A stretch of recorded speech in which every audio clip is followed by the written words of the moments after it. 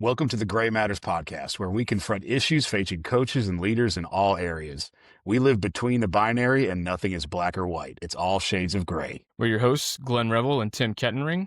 We look forward to sharing these conversations with you. Welcome to another episode of the Gray Matters, y'all. Glenn and Tim here back again. And we have a special guest this week. We are joined by my friend, actually, a guy that I met recently, Stephen Ratasky. And so we're excited to have him on the pod and kind of share a little bit about his story. Stephen and I got to know each other through a U.S. Coast Guard Resiliency Coordinator training course. And he's one of the instructors, and he shared a cool story as he was giving his lectures and giving his teaching for the students that were in the class that weekend. And I thought it was something that we as a podcast could benefit from, and you as our listeners.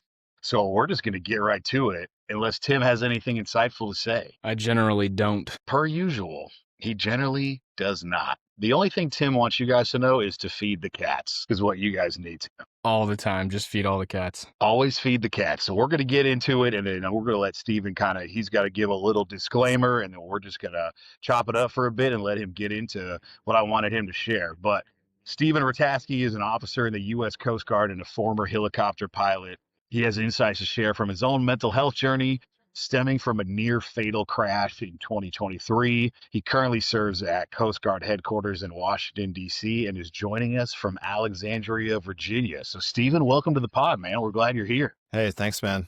Really appreciate it. Happy to be here. Absolutely, dude. We're thrilled you're with us. Well, go ahead, and I'll make sure people know these are your opinions. They're not official opinions of the U.S. Coast Guard, of the Department of Homeland Security, correct? The Coast Guard is not a DOD, DOW agency service, right?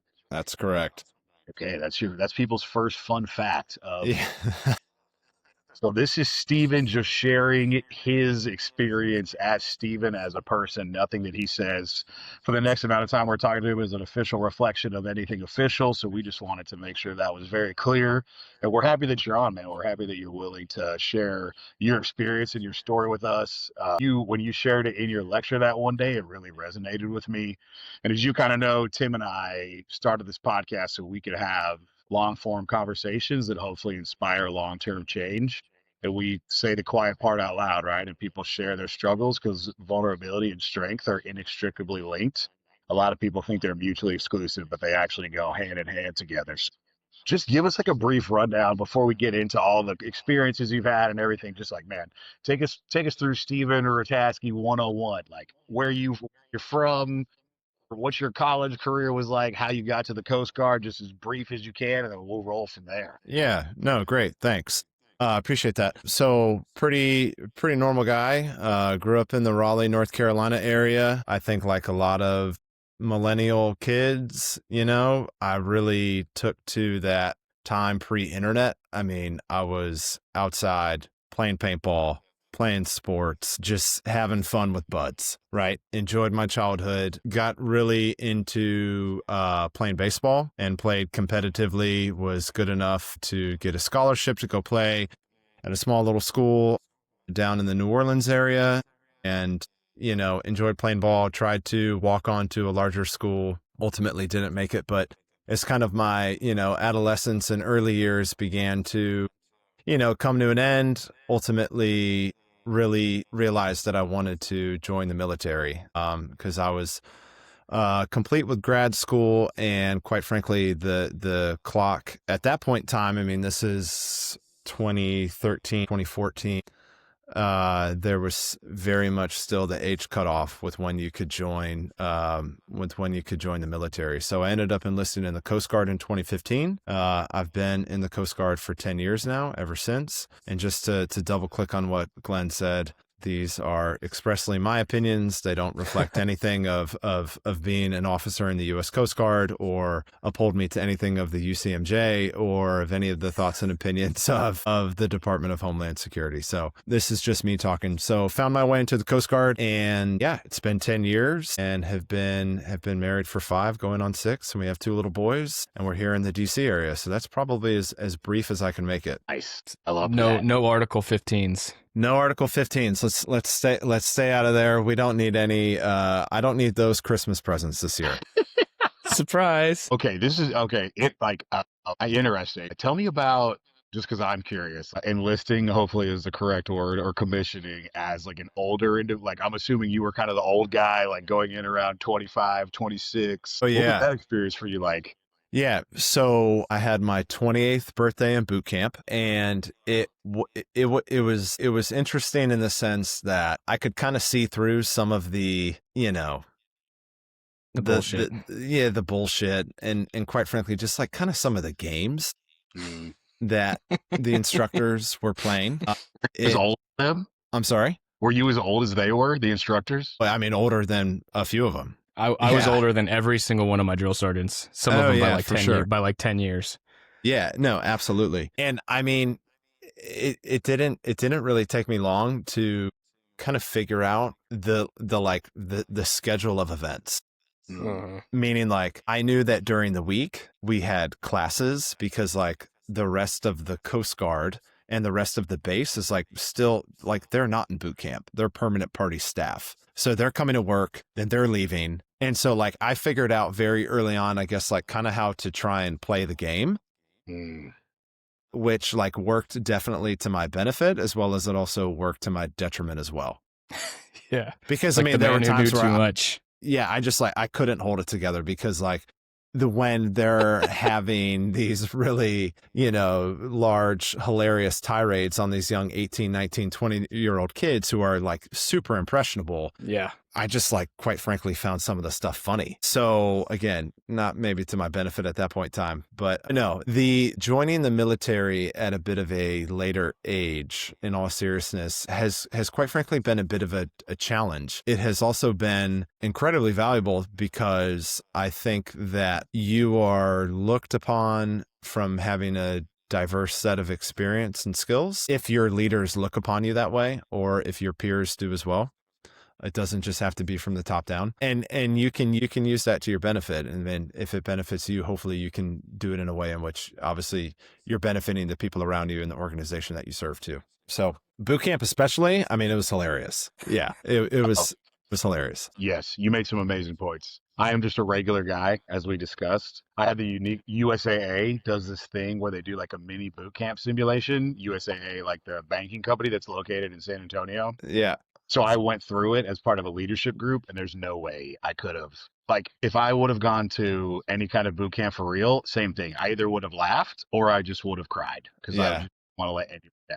You just have to sit there like in formation with a straight face while like all the drill sergeants and instructors like do their shark attack bullshit, and it really like Stephen said, it's comical, and it's like I can't hold it together. My boy off the bus and just started getting clapped immediately, and I was just snickering. Dude. So here's a interesting story. So my flight to boot camp inevitably was canceled. So I actually did not arrive in company. So I arrived a day later. So when I got to INDOC, I actually had a private vehicle come and pick me up at the airport with another 18-year-old kid, literally fresh out of high school. And so we're driving on to base, and it's just him and I, and the whole regiment knows that here these two, jabronis are rolling up, and there's like 5 what we call drill sergeants, company commanders. There's 5 company commanders that are all standing,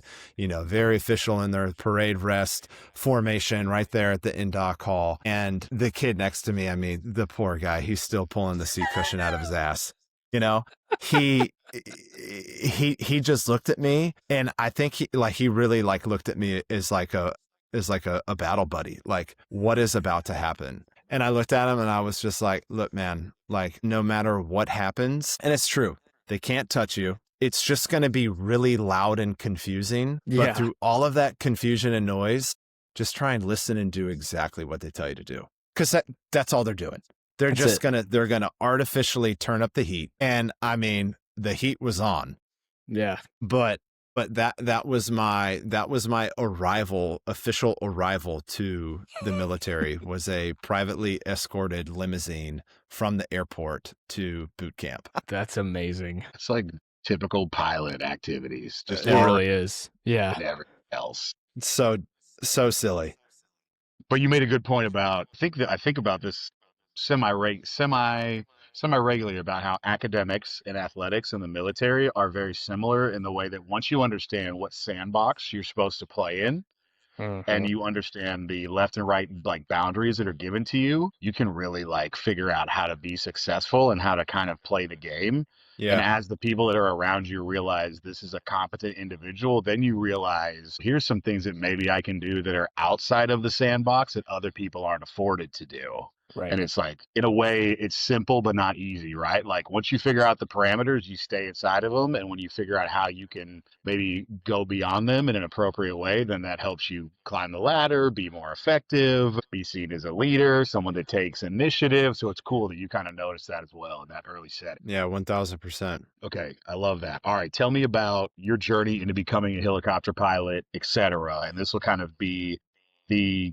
bridge gateway to you just sharing your experience about what you shared with everybody when we were in that classroom. Sure. So first off, just quick shout out to Tim from having listened to the previous episode. Sorry, two previous episodes about the mental health episode.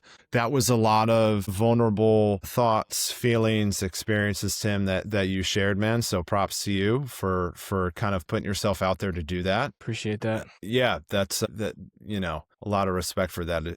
It's not easy to kind of confront some of these things. So by the very nature of you guys willing to put yourself out there from a personal standpoint, but also now kind of from a professional standpoint too, to really tackle some of these issues, I see how that is going to help kind of destigmatize some of these things. And like you said, kind of saying some of the quiet parts out loud. So just shout out to you, man, for sure. But so enlisted in 2015 with the initial plan to become a helicopter rescue swimmer. So that's an enlisted job. I was a good athlete, like a lot of, I don't know, I mean, maybe not like a lot of people, but for me, just I was someone who wanted to do cool, fun stuff in the military. Right. I say it as simply as that because it was as simple as that. I have a unique opportunity to join before the deadline, and I want to go do cool, fun shit. We can cuss, right? Can we cuss? Yeah. Yeah. I'll keep it at a professional minimum, but Fire away. yeah. So I worked my way to go to rescue swimmer school, but ultimately was medically disenrolled. Okay, initial setback, no problem. I then received the real kind of like nudging to be like, hey, you've already gone to school. You also have a graduate degree. You're not really getting any younger. Have you thought about commissioning and going to officer candidate school?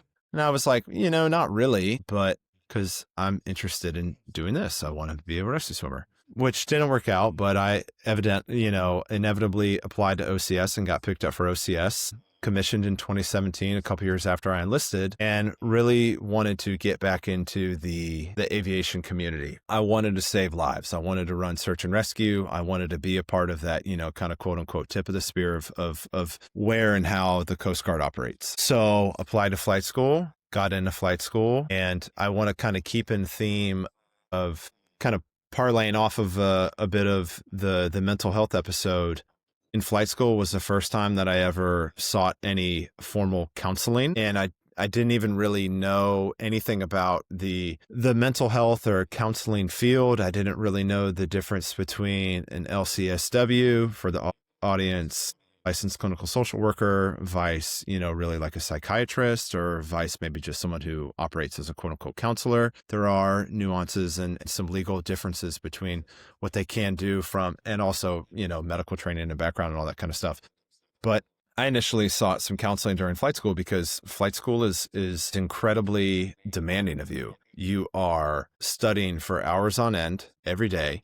You're being evaluated every day. You have events to pass with an instructor who is seemingly trying to test both your somewhat in a way physical abilities when it comes to learning how to manipulate a machine, eventually a military grade aircraft, and your mental abilities in terms of how you can process information, emergency procedures, etc. So like, quite frankly, it's not an easy feat.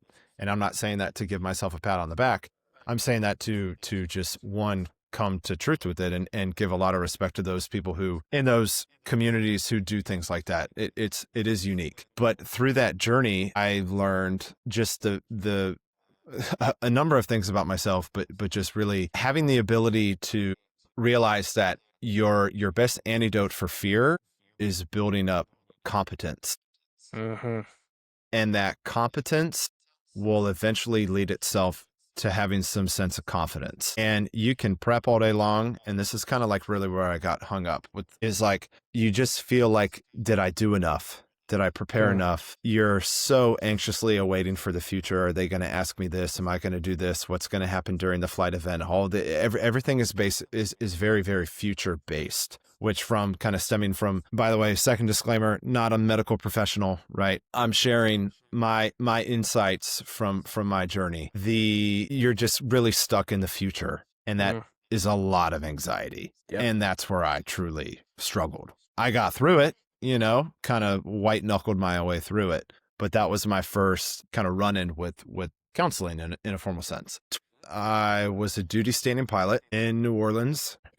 So 2023, I was a duty standing pilot, had finished flight school, had been at Air Station New Orleans for a couple of years, and was working my way through one of the progression syllabi that you need to go through in order to become a fully qualified pilot. And stand in duty, and we got a call to respond to a medevac about 250 miles south of Mobile, Alabama. So way deep in the now Gulf of America. That was funny, right? Carry on. That was hilarious. Gentleman was on a cruise ship. So cruise ship medevac, something pretty standard within the Coast Guard aviation realm, about 250 miles south of Mobile, Alabama, and heart attack type symptoms. Flight surgeon is on the call saying, you guys got to go get this guy. Okay. I want to say the call came in maybe around 3-4 in the morning. It was pretty early morning. By the time we kind of like wrapped our heads around it, it's well pushing, 5-6 o'clock. It's definitely light out. And we finally make the determination through, fueling, fuel planning, weather planning that, okay, we're good. We got our plan. We're going to launch. It's far, real far, but we have enough gas. Weather looks doable. Not great at the time, but doable. So this was in late April 23, pretty dynamic time not to completely nerd out on weather, but basically at that point in time, like kind of winter is basically over, but you also have a lot of warm Gulf moisture. So you can kind of have a collision of cold and warm air masses that can be pretty unstable. So we'll just kind of put that in for something to recall. And we launch and eventually make our way kind of dodging thunderstorms all the way out there to go execute the hoist. We're going to go execute the medevac for this guy. And as we make our way out there, it's really becoming noticeable that the weather is starting to deteriorate. It's getting really dark, thunderstorms. It's just kind of getting pretty gnarly. I'm sitting right seat, which in Coast Guard terminology is like, I'm going to be the hoisting pilot. So I'll be on the controls, looking out the window, working in tandem with the flight mechanic and the rescue swimmer who's going to be going down there, assessing, potentially triaging the survivor, and then ultimately bringing them back up there. And in the time that we were there, total time on scene, I can't really recall the specifics. I probably have it all written down somewhere, but basically, while we were getting ready to bring the survivor up, the weather conditions in a matter of probably 10, 15 minutes had really, really, really began to deteriorate really bad. We're talking, just the most insane rain.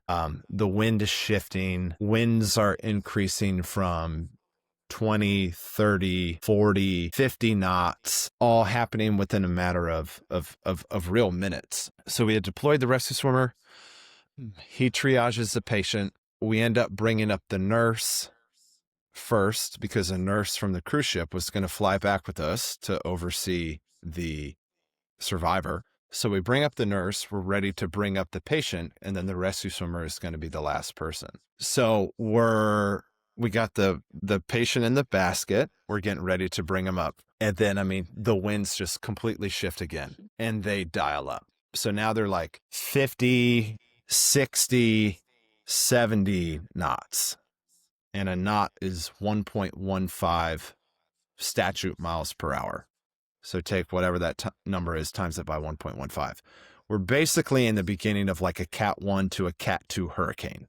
Wind shifted, turbulent as hell, total rain. And I'm just thinking in my head, like, this is not right. Like this can't be happening right now. Aircraft commander sitting to my left, love the man to this day, goes, do we need to abort the hoist? And I just kind of one of those moments of luck, training, skill, all the above. God, I don't know. I'm like, yes, abort the hoist. I am past my abilities to handle this situation, trying to be on the controls, keep the helicopter where I want to keep it in these conditions. So we abort the hoist. That's not an easy thing to do. We get the patient in the basket safely away. The rescue swimmer who's on deck unclips the hook. We go pushing way off position. Weather is completely deteriorating at this point in time. For anybody who knows anything about like thunderstorms or convective activity, could probably just be like the front end of like a gust front, or just the leading edge of a thunderstorm can be really, really, really intense. So we get the hook away. The rescue swimmer is left on deck. We start peeling off to the left to try and get out of the weather. And, you know, you're hearing over the headset, like, abort, abort, abort. And that's coming from the captain of the cruise ship, because you get hooked in on the radio with them. So you have comms with the cruise ship, in addition to being able to have comms with the rescue swimmer, and also internal to the aircraft. Pass controls to the other pilot. Just, I'm like what we would call spatial D, like spatially disoriented at that point in time. From having to try and focus, not being able to see. I mean, just like my visual scan is just completely deteriorated. Peel off to the left, and we get overcome by a hellacious gust front, wind shear. I don't know. But all of a sudden, we're at an altitude of around like 150 feet above the water, and we just start plummeting down toward the water. And at an what we would call an uncommanded descent. We are going down without the intention of going down. For the audience, all 300,000 of them right now, to kind of put it in perspective, the aircraft at that point in time probably is weighing around 20,000 pounds. So a 20,000 pound piece of machinery is being just swatted out of the air. Come within, I'm pretty sure if I looked at the video footage, that was the data that was captured in the cockpit. I think the radar altimeter registered right around 30 feet. It looked a hell of a lot closer than that. You live at 30 feet as a helicopter pilot when you're doing rescue operations. Damn. What's sure the diameter of the blades on that? Of the 60? Yeah. Dude, I forget it. I don't fly anymore. No, like more than that. Yeah.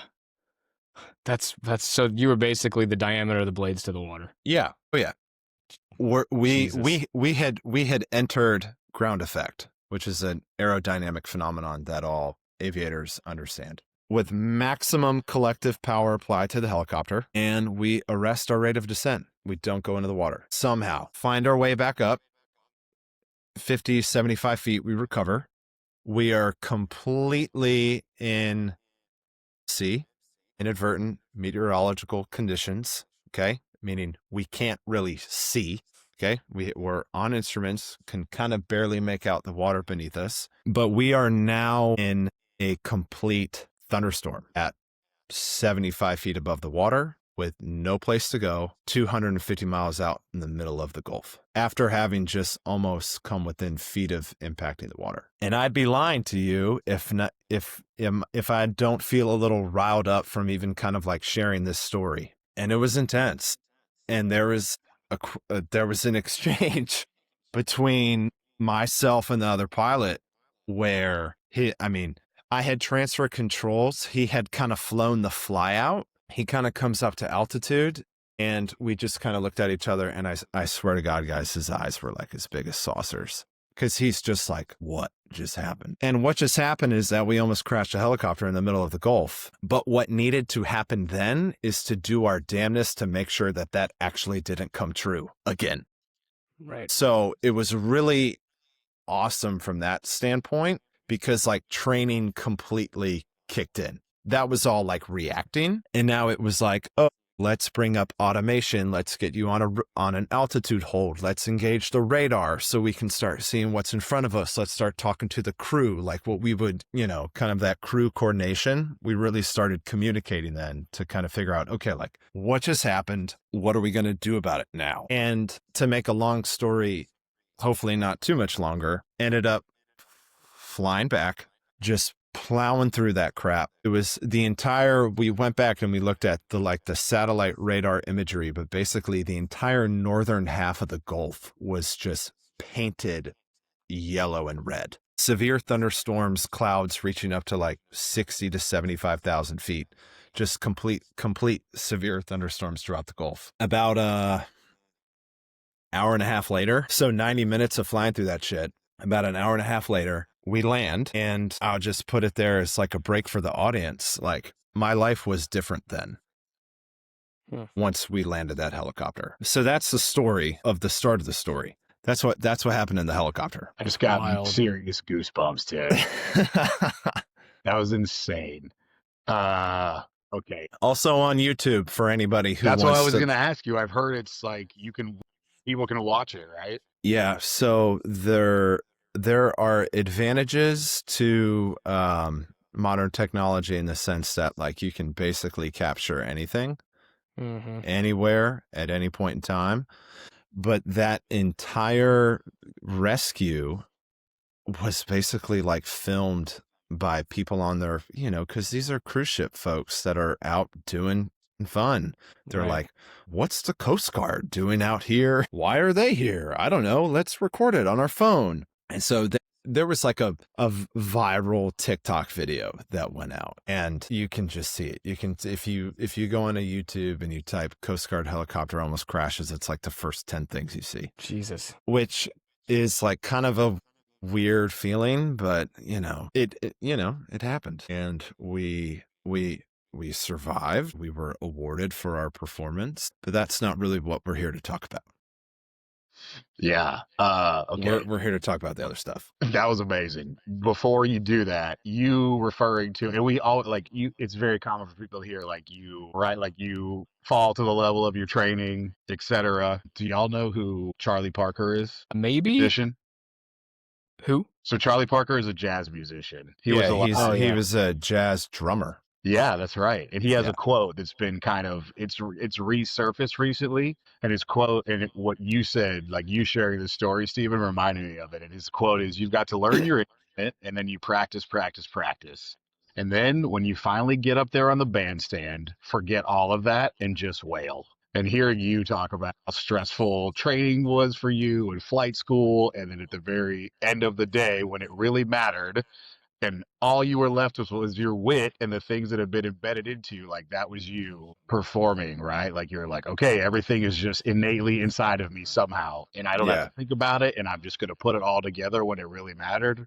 And that's cool, man. That's a cool like testament to like you and to the people that put the training together and all that kind of stuff. So that's cool. I appreciate that. It was a really, really, it was a crazy day. So I don't know if you wanted to if you had a quick follow-up or if you just want me to like kind of keep flowing a little bit. No, go ahead. Keep going. So yeah, you said like, hey, there are definitely things that happen in everybody's life that changes their life moving forward. And some of them are very extreme and some of them are not. But this is definitely one of those things that I think would fall in that extreme category. So that event took place in April of 23. The real lemon or lime of life didn't necessarily care that I had just gone through a significant emotional event. And this isn't to, compare myself to somebody else who has other traumas or things that happened to them. This is just me sharing my experience. So that took place in April.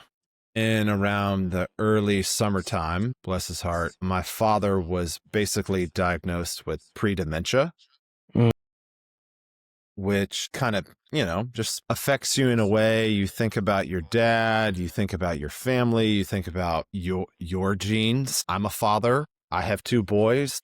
Is that, that's obviously in our family history. So is that a potential destiny for myself? Is that a potential, outcome, for my kids. So that was kind of like early summertime. In August, another father-like figure, a mentor of mine, the man who hired me for my first job at a grad school, he had passed away of a very aggressive form of brain cancer. So I had that loss. A very, very interesting, weird, emotional, cathartic thing took place in that I actually went back to the same cruise ship where things almost went terribly wrong on like a clear blue sunny day in October, but literally the same ship, not as far in the Gulf, but like 125 miles offshore, where we executed a cruise ship medevac like flawlessly. No issues. And that took place in October. And then in November before Thanksgiving, there was a Class A mishap up in Sitka, Alaska. Class A mishap just meaning a classification of something that goes wrong, either a damage to property or a loss of life. Damage to property being over a specific dollar threshold amount that would classify a certain type of mishap. A friend of mine who I used to be stationed with in Sitka, Alaska, they had been involved in a Class A mishap, basically lost control of the helicopter, flipped it upside down, crashed from about 75, 80 feet, fuselage, body of the helicopter cracks into two. A miracle that all four people in that aircraft lived. I don't walk, let alone lived. So from a span of April to November, those life events all took place while I'm trying to upgrade in the aircraft, be, a partner, a husband. I have two boys that aren't even 2 years old at that point in time. And this will kind of kick more into the mental health part. But I had a meeting right around the holidays, and the meeting didn't go well. I'll spare the details. And then my former supervisor, who was in the meeting, but he was facilitating a different role during the meeting, kind of pulled me aside and was just like, "You doing all right?" I said to him, are you asking me as a supervisor, or are you asking me as a friend? Because I have two different answers. Queuing up part of your maybe not saying the stuff out loud yet. And he goes, "No, I'm asking you as a friend." And I said, "Well, the answer is no." And I had not shared, I had not shared any of that with anybody. It's just put on your game face, go to work, do your job. And that was really helpful for him to ask me, because then that then kicked off a whole new journey. So found myself in my executive officer's office with him. He had really, my former supervisor had done a really, really incredible job of just being like, "All right, let's go out to lunch. Let's talk about it. Just let it out." And I had told him that. I said, "I've been really kind of struggling with my thoughts, my feelings. I'm anxious." I had told him that I was considering turning in my wings. I didn't want to fly anymore.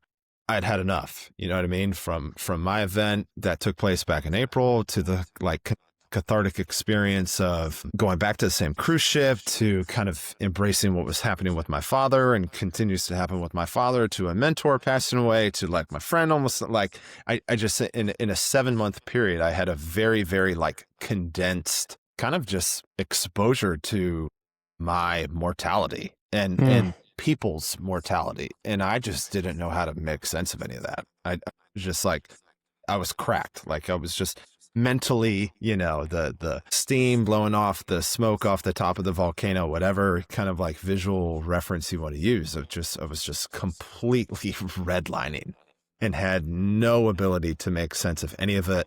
Didn't really feel like I had any of the mental tools, practical things, how to deal with it. I didn't know. I'm just harboring all of that stuff and just keeping that all inside me, while probably lashing out at my kids or lashing out at my wife, or maybe perhaps showing my ass, in that meeting that didn't go so well, which kind of prompted the whole "Hey man, what the hell is going on with you?" kind of type deal.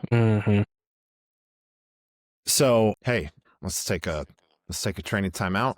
You know what I mean? We need to get you better. So I started going to counseling, and pretty regularly. I think about every week to 10 days. And actually, let me back up. Before I even started going to counseling, I first, because you're in a flight status as a military officer, there are rules in terms of your medical qualification in order to do your job. So I get sent to our behavioral health doc because they need to go do a psychological evaluation of me, which, you know, there you are sitting in the doc's office. You're like, is this happening? Like I'm in the psych doc's office. I'm about to be evaluated for something that took place that I didn't even want to have happen. Like, is this happening right now? Am I about to get grounded? Am I about to lose my wings? Am I never going to be able to do this again? Like, Jesus, like what is happening? Well, lo and behold, spoiler alert, I failed the psychological evaluation. I laugh for myself because it's probably cathartic, not laughing for anybody who's ever had to do that before. Like, that was an incredibly difficult thing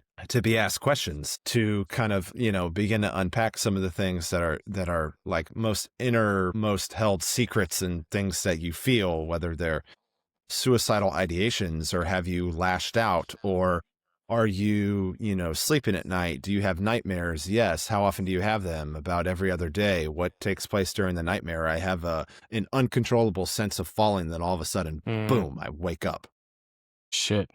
And the doc is just kind of like writing notes, and I'm just kind of thinking like, oh man, I'm literally ending my career, but like I can't not be honest right now, because the determination that I made basically at that point in time was like, there are other people that are going to rely on me for me to be at my best, because flying a 22,000-pound piece of machinery hundreds of feet above the ground with squishy bodies inside, flying at potentially hundreds of miles an hour, that's no feat to not take seriously.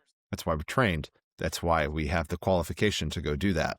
But when things go wrong, they have the potential to really, really go wrong. So I better be at my best, because there's other people that are relying on me, not only in that helicopter, but most importantly, my family at home. So at that point in time, that was, I needed to come clean, because I didn't have any left. I wasn't being effective at my job. Wasn't feeling like I was being a good partner. I wasn't feeling like I was being a good dad. I wasn't literally able to show up. And that was incredibly hurtful to me, and the variety of hats that I needed to wear. Glenn, you look like you have a question. Yeah, this is some real shit, dude. I'm just soaking it Yeah. in, bro. This is some heavy conversation. Yeah, well, you guys are doing an incredible job just listening and let me kind of flow here. So after failing the psyche eval, I don't know, whatever you want to call it, I didn't pass it. So I guess if you don't pass it, then I guess that means you fail it. I started going to counseling, and you know, I quite frankly like kind of started doing the work. Mm-hmm. You know, okay, so I was diagnosed with having an adjustment disorder, which people can look up what that is. It's not as full. It's not. Let me use the right word here. It's like step one. Step one. Yeah. Yep. So I don't have like PTSD or any of that, but I was diagnosed with having an adjustment disorder with like, how did they phrase it? Which is kind of like, you know, circumstantially induced kind of like anxiety. I'd be okay for the most part, but like thinking about flying, getting in the helicopter, that just like everything about it was hard. It was kind of hard for me. It's triggering, literally. It's triggering. So when and you know, I'll be, not that I have anything to hide at this point in time. Like, I still go to counseling today, 2 years later. I also don't fly anymore. I started going to counseling basically in, you know, February of 24. And in June, I made, you know, I felt like I'd really made some progress. And I was like, okay, I think I want to give this a shot again, meaning fly. Because I got taken off the flight schedule. I was medically unqualified, not disqualified, but medically unqualified to be able to be in the plane. You can't have any, per aviation medicine, you can't have any, you know, recent diagnoses and be qualified to fly an aircraft. So I go back and I see the psych doc. I get the eval. He clears me. I study up. I get in the plane. I go fly, and I'm over it. I'm just like, this isn't what I want to do. You know, it's just not what I want to do anymore. It's not worth it to me. It's not worth it to my family. I don't want to do this anymore, which was a really tough decision to make, because, you know, this is 2024, and in a way, you know, I'm 9, 10, 11 years into this journey of getting myself to the point where I want to be operating at the tip top of whatever military force I wanted to join. And now I'm voluntarily choosing to leave that. So I inevitably had a bit of a loss of identity, it kind of felt like, because a lot of that performance identity is wrapped up in what you literally do. Right. And that turned me on to not only taking my counseling very seriously, but beginning to kind of like peel back some of the layers of like, I think the self-help industry is wide and there's probably a lot of crap, but there's a lot of helpful stuff too. And it kind of led me on a little, personal passion project of like, okay, I'm going to start piecing some parts of my life back together because I've been so committed and so focused to this one thing for so long. Like you kind of lose some of those other things. Like I remember just having a total realization. I was going for a walk, and I'll kind of talk about some practical things with kind of like assessing your mental state and your mental health, that one can do on your own. I'm going for a walk one time, and I'm like, okay, like I've been doing the work. I'm like, all right, I'm thinking that I'm not going to fly anymore. Okay, well, if I'm not going to fly anymore, then what am I going to do? Well, I need a job. And I'd been so wrapped up in the fact that like you join the Coast Guard to be an aviator, to get qualified, to fly this mission. So then you can then go to another tour to go be an aviator. And that's going to have you progress in your career. So then you can go be an operations officer. You can go be, like this nice, very cut out, clean path of a career progression within this one really tight-knit specialty. And I'm walking around and I just have a total epiphany. And I was and at the time we lived close to a golf course and I would go walk on the golf course by myself a lot. I'm like, wait a minute, this is just a job. And I don't mean that to demean anybody who has had any, calling, passion, whatever you call it, or tip of the spear kind of type job. I'm like, this is a job. The dude who's cutting the grass, that's a job. Right. Like that guy over there has a job. The woman who's cruising down the street, who I know is my neighbor, who's a nurse, who's going to go work at the hospital. That's a job. Like you just become so focused on these things, your aperture of what's even available to you, let alone your thoughts and your own internal state.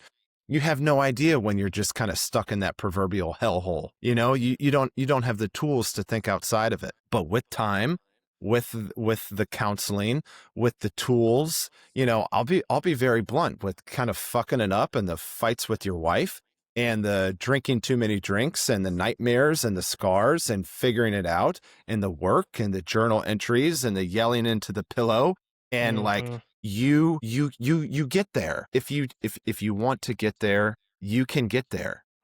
But it's not going to be easy. And I think if there's anything that someone can like take away from this, it's just someone who's sharing their story. Like there is better for you. There is better for you. And whether you're anxious or depressed, I really feel for those people who perhaps to Tim, because you guys did a tremendous job, really kind of talking about some of the differences between kind of like the neurotypical versus the neuroatypical folks who like some people who do have really some of those like chemical and physiological like imbalances within their brain and how they see and kind of like work with and through the world. I had a very intense thing that happened to me, followed by a very, very rough season of life. I was not shot at. I didn't see combat.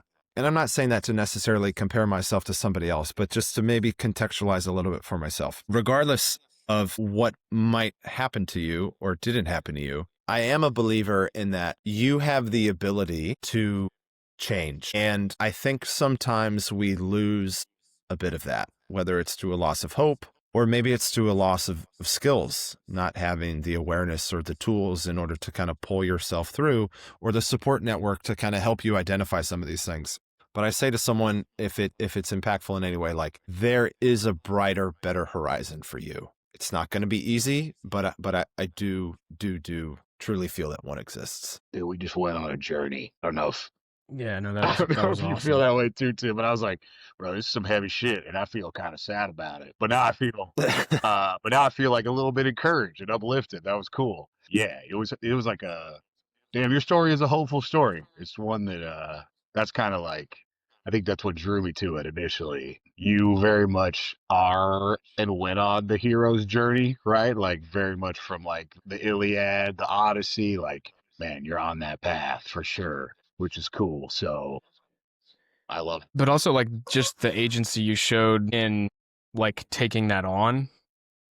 Because I know like hearing your story compared to my own, you know, like one thing that I got stuck in was just this victimhood mindset, and I didn't know how to get out of it, which in and of itself is a victimhood mindset.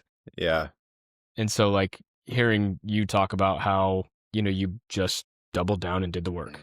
And people who have been in therapy or in counseling, they know what that means, but it really like it's incumbent on the individual to take responsibility for everything that happens to you, positive, negative, neutral. And it's not necessarily like you don't have to be accountable for those things necessarily, but you have to take responsibility for them happening. Yeah. 1000%.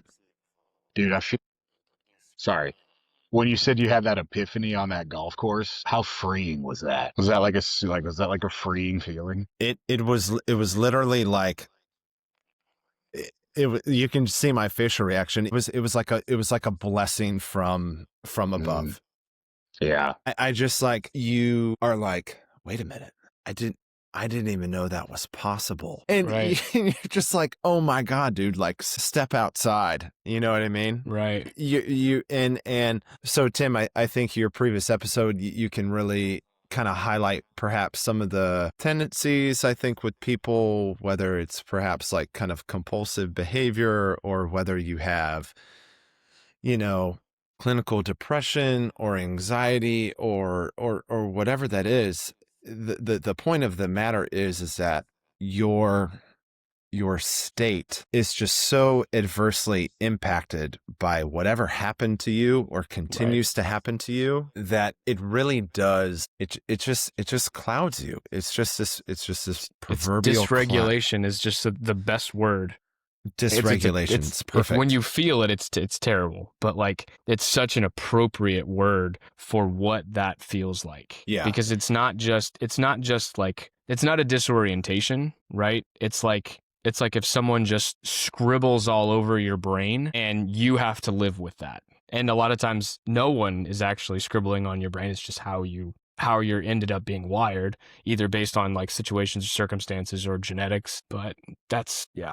So let's take a couple minutes to go practical. So hopefully this can be of use to the audience. So in my case, where I felt like I was really kind of struggling from just kind of like an acute sense of anxiety regarding flying and whatever that could come of flying, whether it be potentially crashing or letting my crew down or not knowing a particular procedure as well as I could, or just a general feeling of my own competence, which therefore can translate into confidence, as we talked about. A practical exercise that I learned through my counseling that helped me really mostly after flying, but that I could employ, or that someone could employ to their situation. So let's go through it. So we'll call the exercise like how to deconstruct negative thoughts. Because I would have a lot of continual negative thoughts. Thoughts would influence emotions. Emotions would kind of influence thoughts. Kind of in between those are like your feelings, if we're just doing maybe some like Psych 101.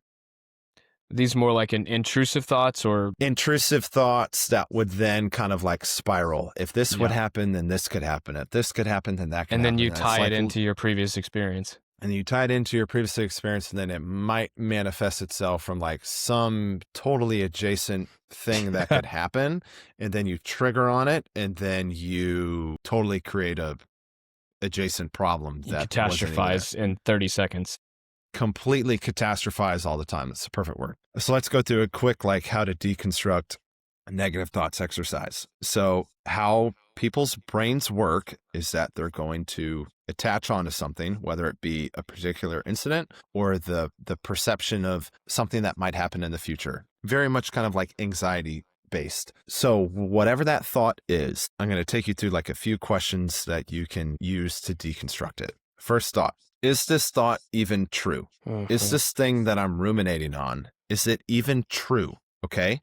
That's the first question that you can ask. All right, we're going to break this down.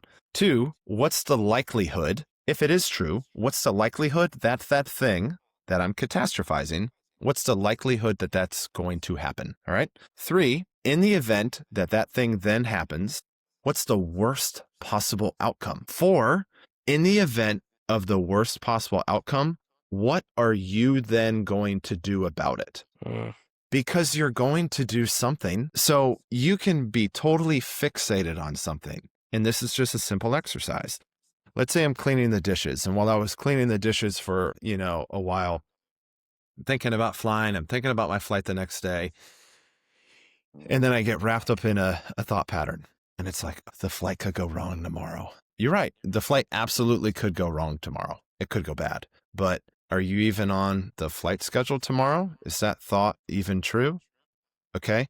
Well, what is the flight tomorrow? Oh, I'm just going on like a basic VFR flight. Okay. So the weather looks okay. So the likelihood of something bad happening is probably actually pretty low. Okay.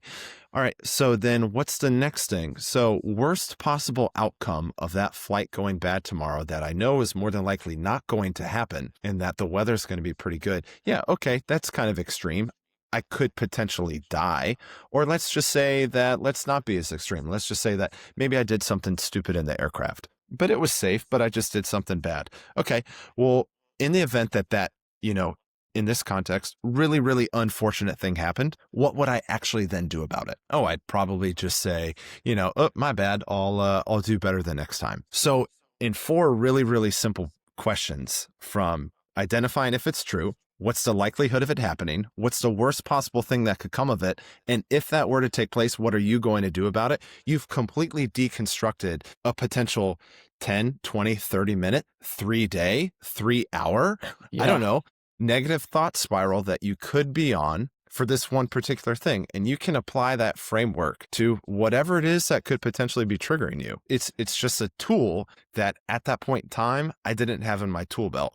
So I didn't know how to apply it to my own particular situation, but I try and use that tool now is an example of like a practical exercise that someone could use that could be helpful for them. I don't know what your thoughts are on that.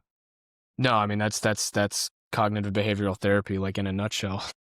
Yeah. You challenge your thought, you become aware of your thoughts, you challenge them, and then you turn it around. And it really, like, one of the things that I didn't understand early on was there was no like secret formula, and it wasn't something that I was going to feel or believe, but I had to act like I believed it in order for it then to be true.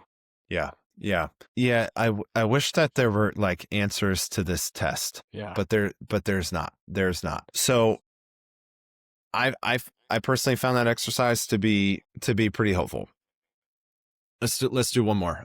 I'll have another practical exercise for the audience. So, and you used a great word, Tim, when you kind of talk about agency. So, through kind of muddling, all right, am I flying? I'm flying. It doesn't even need to be about flying. I think that's just like an easy topic to go on for right now.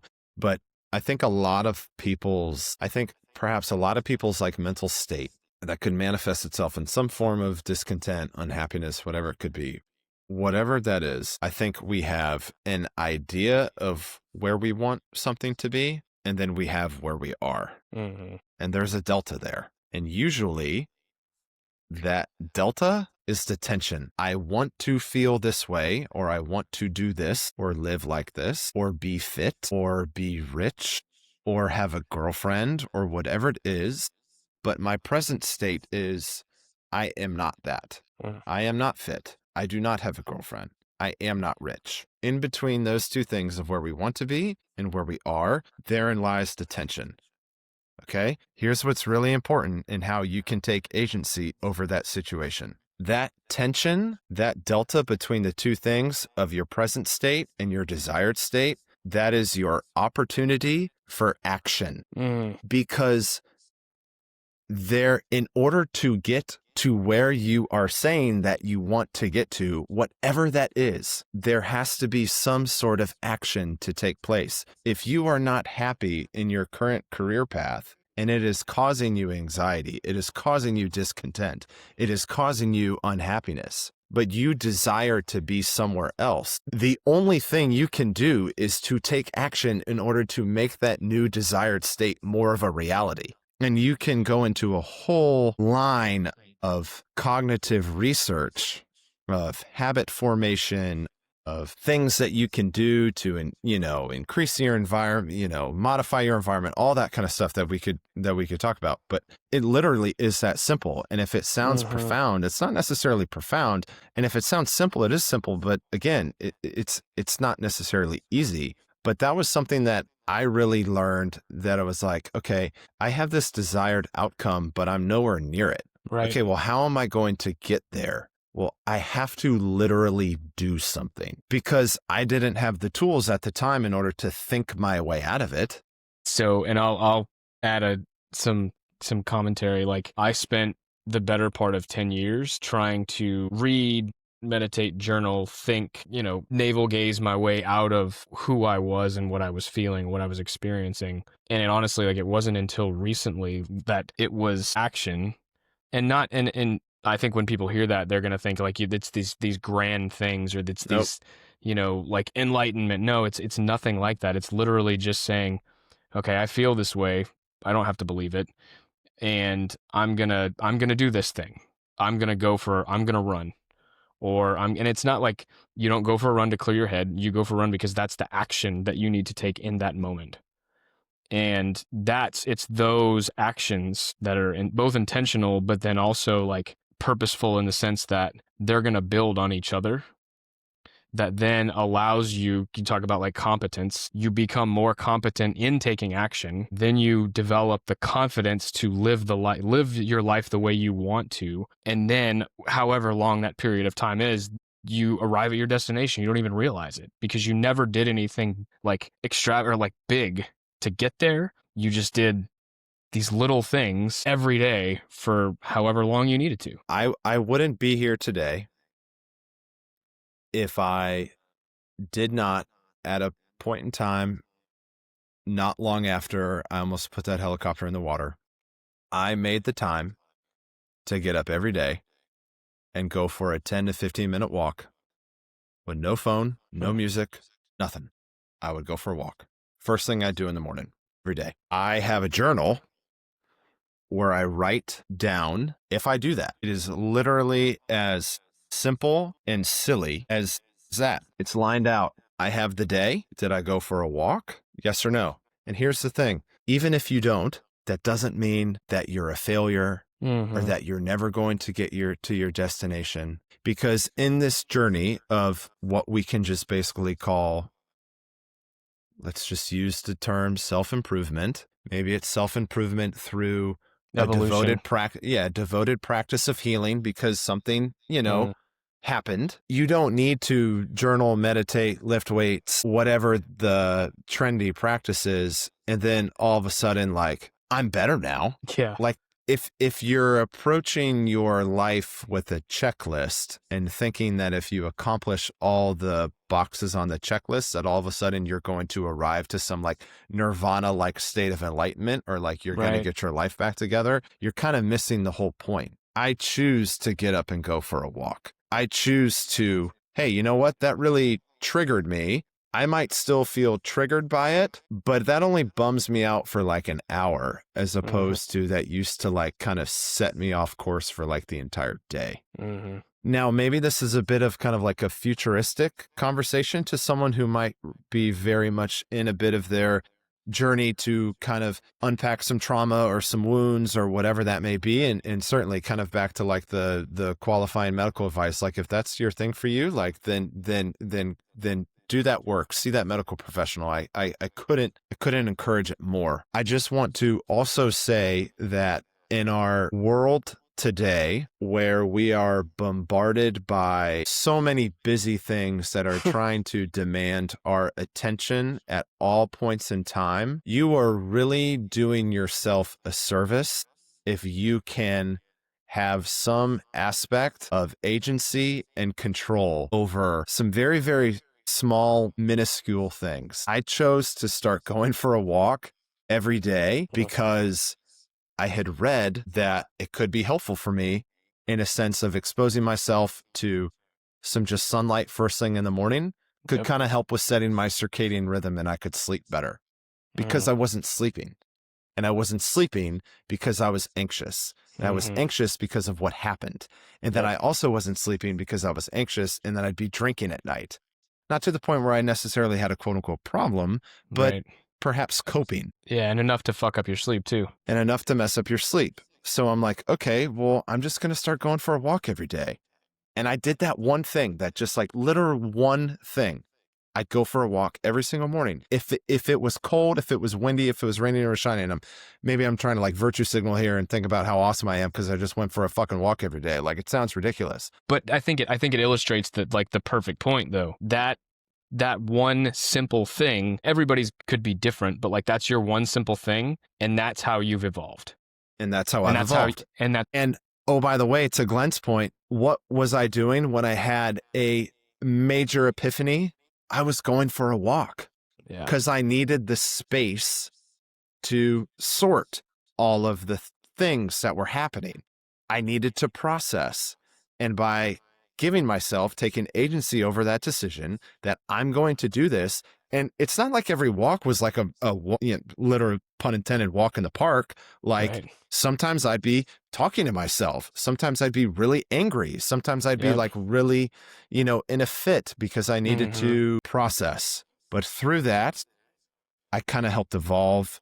I helped heal. And it's something that I still do today. Yeah, no, that's awesome. And it's, like I said, the simplicity of it, I think, really illustrates that it is those very, very small actions, and they don't really even snowball. It's like they just gradually build on each other, and then you're where you are. Compared to where you were. That's it, man. That's it. It's not secret. Yeah. That's cool. So good. I love that. Okay. We've been ripping for a while, which is cool because this has been super fun. Super good. So not to use aviation terms, but in an attempt to bring this in for a landing, even you shared so much good stuff.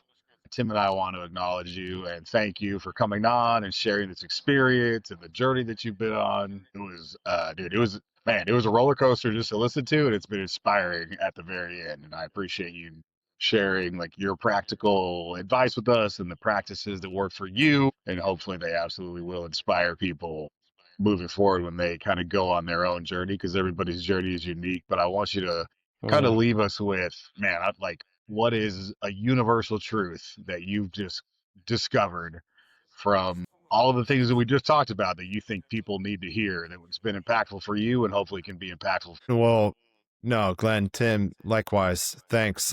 I'm grateful, thankful for the opportunity to share. It's a bit cathartic for myself to kind of like relive a few of those, some of those memories. And it's a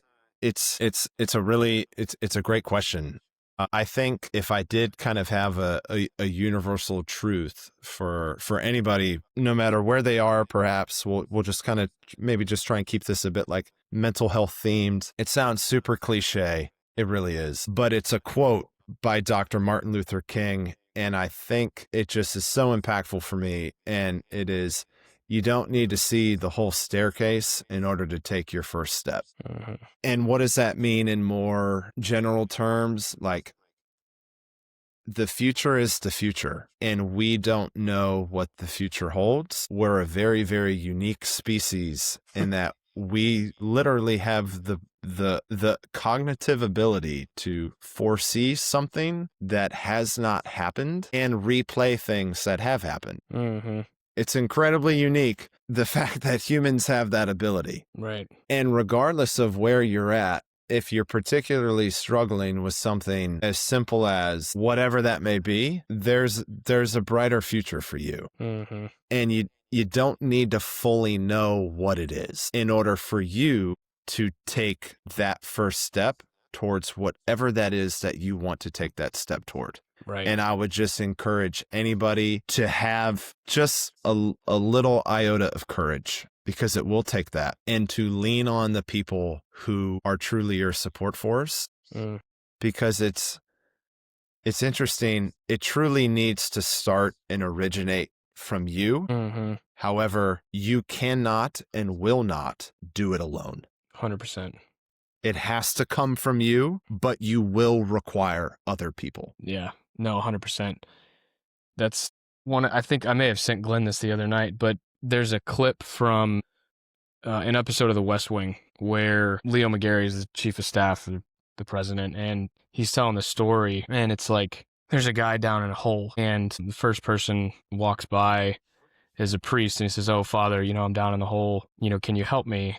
Priest blesses him, walks away, but he's still in the hole. And then the next person that walks by is a doctor, and he says, "Doctor, can you help me?" Writes him a prescription, drops it down in the hole, but he's still in the hole. And then a friend walks by, and he says, "Oh, hey, buddy, I'm down here." And friend jumps in the hole, and he says, "What the hell are you doing? Like, now we're both down here." And he says, "Yeah, but I know the way out." Yep. And it's like, it chokes me up just every time I watch, every time I think about it, because it's like, if you don't have people in your life who have been there, who have been in the hole, and who don't know the way, and who know the way out, those are going to be your biggest allies. And it may just be one person, but find that one person, because they're gonna help lead you out, but also like you have to do it. You have to do the work along with it. So yeah, no, that's so good. Yeah, well, in conclusion, once again, thank you, Stephen, so much. We appreciate you coming on, sharing your story. It was impactful. It was cool.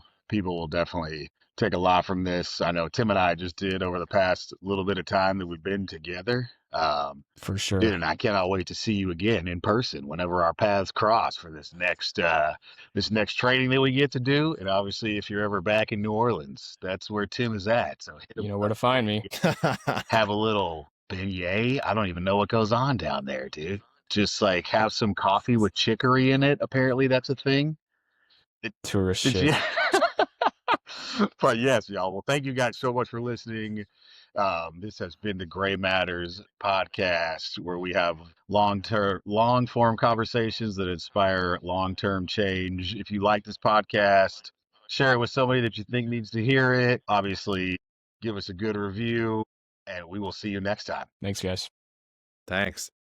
This episode of the Gray Matters podcast is brought to you in part by Revelation Facilitation, building teams based on values and purpose. Visit us online at revelationfacilitation.com. It's also brought to you by Maverick Human Performance, where we empower coaches to build adaptable systems to navigate the complexities of athletic development. Find out more at maverickhumanperformance.com.